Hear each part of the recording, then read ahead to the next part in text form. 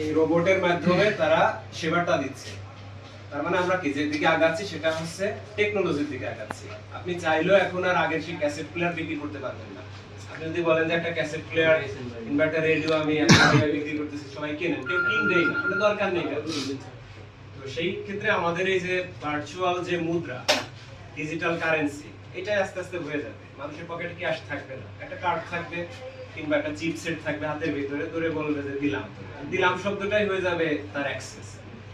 তো আমরা যদি আস্তে আস্তে প্রযুক্তির দিকে ফোকাস করি, সেটা হবে আমাদের ভবিষ্যতের দিকে ফোকাস করা। আর যদি প্রযুক্তি থেকে মুখ ফিরিয়ে নেই, যারা প্রযুক্তিতে আগ্রহী তাদের জন্য আমার অনুরোধ এবং অনুরোধী যে তারা চয়নের কাছ থেকে ভালো করে জেনে তারপরে যেন এটা কাজ করে, কারণ এইসব বিষয়ে অনেক ভুলভ্রান্তি হতে পারে। চয়ন এই ব্যাপারে খুবই এক্সপার্ট, আর আমি ওর সাথে থাকছি দীর্ঘদিন, আমি এখন মোবাইল মার্কেটে থাকি।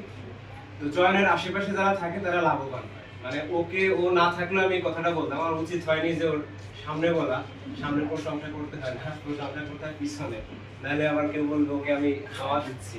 তো সত্যিকার অর্থে ওর আশেপাশে থাকলে লাভবান হওয়া যায়। ও বিভিন্ন জিনিস সোর্সিং করে, খুঁজে খুঁজে বাইর করে, যেটা আমি পারি না। আমার লাইন আপ হচ্ছে আলাদা, আর ও এইভাবে খুঁজে খুঁজে কোথায় সুবিধা, কোনটা করলে কোনটা পাওয়া যায়, কোন লাইনে কি আছে, কোন লিংকে গেলে এটা পাওয়া যায়, তো ওই জিনিসটাও খুব ভালো পারে। আমিও আমার জায়গাটা কিছু জিনিস ভালো পারি যেটা ও পারে না। তো সবাই আমরা একসাথে মিলিয়ে মিশিয়ে কাজ করব। এখানে আসবেন।